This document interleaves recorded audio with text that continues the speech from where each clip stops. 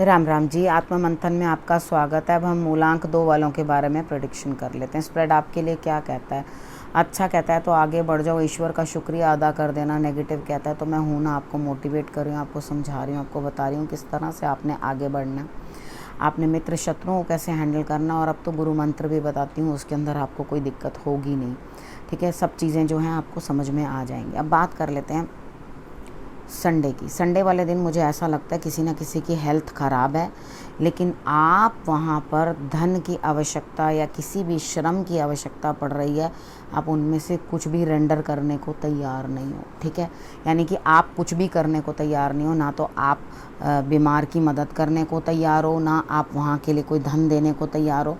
तो थोड़ा सा मतलब चीज़ों को समझो, और रिलेशंस को बनाने के लिए कुछ ना कुछ सैक्रिफाइसेस करने पड़ते हैं।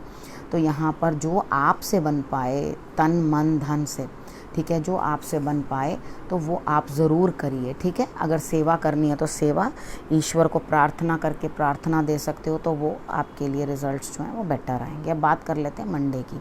मंडे वाले दिन मुझे ऐसा लगता है कि यहाँ पे कोई है जिसके साथ आपकी बातचीत होगी, लेकिन बातचीत के बाद आप बड़े उदासीन हो जाएंगे, आपको अकेलापन महसूस होगा। ठीक है, और आपको इस तरह से लगेगा कि मैंने बात ही क्यों कर ली। ठीक है, फ़ोन पे बात ही क्यों कर ली किसी से। तो यहाँ पे आप इमोशनली डिस्टर्ब दिखाई देते हो मंडे वाले दिन। सीधी सीधी सी बात है, कुछ भी करने से पहले जल ले लेना, जल के अंदर थोड़े से काले तिल डाल लेना, उसके साथ पहले खुद स्नान कर लेना, उसमें थोड़ा गंगा जल या कच्चा दूध थोड़ा सा डाल देना, नहा धोकर जाकर शंकर भगवान की आराधना करना। और वहाँ पर भी आप उनके लिए कच्चा दूध और साथ में तिल लेकर ज़रूर चले जाना, जल डालकर तिल से उनका स्नान करवा देना। ठीक है, ट्यूसडे की बात कर लेते हैं।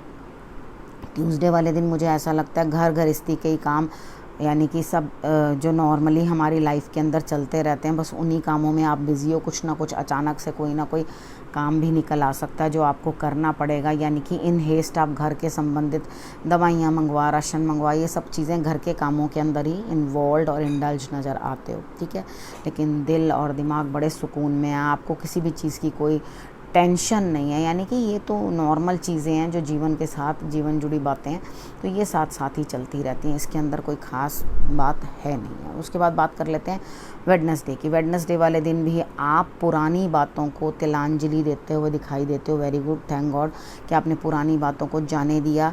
तो बार बार पुरानी बातों से लिपट के भी कुछ नहीं मिलेगा।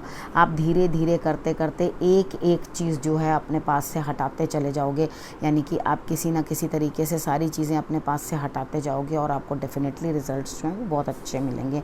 यानी कि अपने सारी नेगेटिविटी को दूर करते हुए, आपके अगेंस्ट जो बोलते हैं उनको भी चुप कराते हुए दिखाई आप देते हो। ठीक है, थर्सडे वाले दिन की बात कर लेते हैं।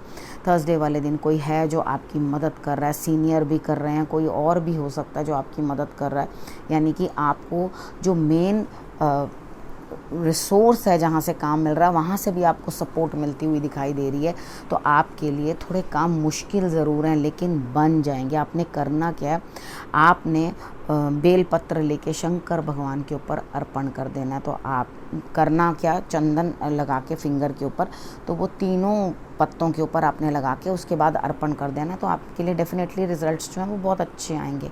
अब हम बात कर लेते हैं फ्राइडे की। फ्राइडे वाले दिन मुझे ऐसा लगता है कि आपके सारे कार्य जो हैं वो पूर्ण होते हुए दिखाई देते हैं।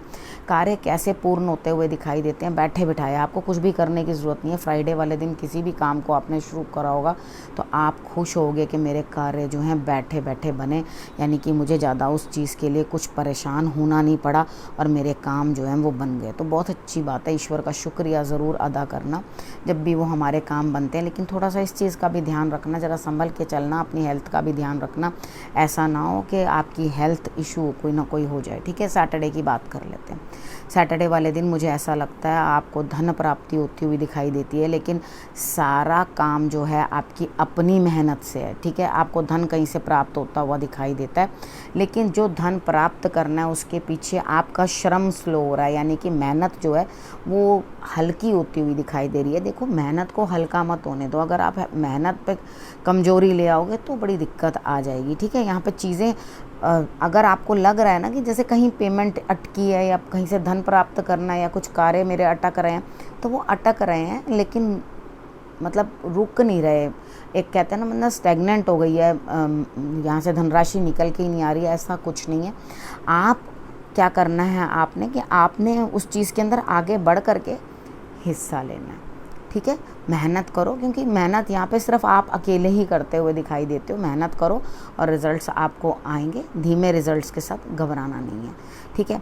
अब आपके लिए गुरु मंत्र, देखो कोई नई शुरुआत आपके लिए होती हुई दिखाई देती है, लेकिन आपको सबसे पहले मैं क्या चीज़ कहना चाहूँगी, मैं ये कहना चाहूँगी अंदर कहीं पर भी अहम है, अहंकार है, लग रहा है वो हो मुझसे बढ़िया कोई नहीं, तो इस चीज़ को तिलांजलि दे देना, यानी कि इस चीज़ की तरफ ध्यान नहीं देना। ईगो जो है वो इंसान को आगे बढ़ने नहीं देती, उसका रास्ता रोक लेती है। तो ईगो को अपने साइड करो और उसके बाद आगे बढ़ने की चेष्टा करो। डेफिनेटली आपके लिए रिजल्ट्स जो हैं बेटर आते हुए दिखाई देंगे।